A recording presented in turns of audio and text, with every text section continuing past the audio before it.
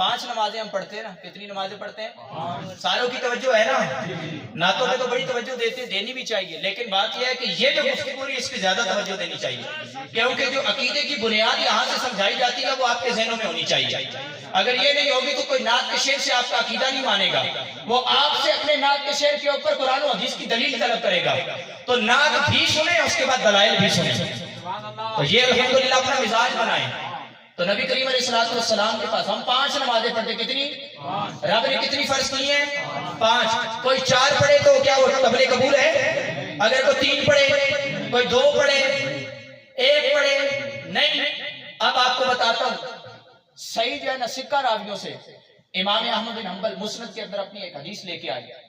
نبی کریم علیہ السلام کے پاس ایک شخص آیا، کہتا ہے حضور میں نے مسلمان ہونا ہے۔ حضور نے فرمایا ٹھیک ہے مسلمان ہو جا۔ اب کیا ہوا؟ اس نے کہا اسلم علی انہ لا یصلی الا صلاتین فقبل ذلک منہ۔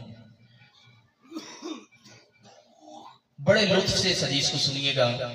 بندہ آیا مسلمان ہونے کے لیے اور آ کے کہتا ہے حضور میں مسلمان ہو جاؤں گا لیکن میری شرط یہ ہے کہ میں دن میں صرف 2 نمازیں پڑھا کروں گا، صرف 2 نمازیں پڑھا کروں گا۔ سکہ راوی مسند احمد کے اندر حدیث ہے اور بھی دیگر کتب کے اندر حدیث موجود ہے، صرف 2 نمازیں پڑھوں گا یا رسول اللہ، کلمہ آپ کا پڑھ لیتا ہوں۔ اب کوئی آگے مولوی ہوتا جس کا اختیار نہیں ہے میری میں آگے وہ نافذ کرنا اس طرح نہیں جانتا کہ تبدیلی کر سکے، حضور کو رب نے یہ تبدیلیوں کا بھی اختیار دیا۔ اب ہم ہوتے تو ہم کہتے یا ایھا الذین آمنوا ادخلوا فی السلم کافہ، او اگر تو نے ایمان لانا ہے تو پورا پورا اسلام میں داخل ہونا ہوگا۔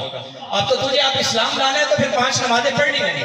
ہم ذہن سازی کرتے، ہم اس کو بتاتے اسلام کے یہ احکام ہیں، اس سے تو بھاگ نہیں سکتا، تو نے اسلام لانا ہے تو ان احکام کو ماننا پڑے گا۔ لیکن اس نے کہا میں نے پڑھنی ہے تو 2 نمازیں۔ میرے آقا کریم علیہ السلام کا اختیار دیکھیں، فقبل ذلک منہ، میرے آقا نے فرمایا تو میرا کلمہ پڑھ لے، اسلام قبول کر لے، ہم تیری 2 نمازیں بھی قبول کر لیتے، تو پڑھے گا 2 نمازیں تیرا اسلام پھر بھی قبول ہو جائے گا۔